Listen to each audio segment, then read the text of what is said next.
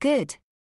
I hate loose ends, Krystyn said as she pinched the two heels together between her thumb and forefinger and held them out the shoes at arm's length to protect her sensibilities while she ferried them into the kitchen. She placed them in a plastic zip-locked bag along with his wallet, then unscrewed the top of a small white vial of deodorizer and shook a few drops onto the smelly gym shoes. Once she had zipped the top of the bag closed, she dropped the bag into a small white plastic garbage bag and repeated the operation with the plastic vial of deodorant and tied the top of the bag in a knot. Then she placed the bag in another plastic bag and shook a few drops into it.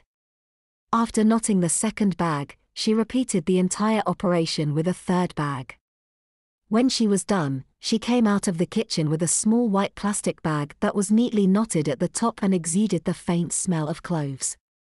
She gave the bag to Becky and folded Andrew's shirt and pants carefully into a neat stack while placing a small, white plastic empty garbage bag on the coffee table. She laid the stack beside her on the couch, saying that she'd drive over to the Salvation Army's parking lot some night later that week and make an anonymous contribution of his shirt and pants in their all-hours collection bin. She chuckled and told Becky that she had a special art project in mind for his undies as she daintily picked up his soaking wet, dirty underwear between two fingers and dropped them into the empty garbage bag that she had placed on the coffee table earlier. Once she had finished with his clothes, she went back and picked up his ring and wristwatch, dropping them on top of his underwear. Krystyn noticed that he had roused somewhat from the effects of the spell and told Becky that it wouldn't take long for Andrew's head to reduce in size to match his infant body.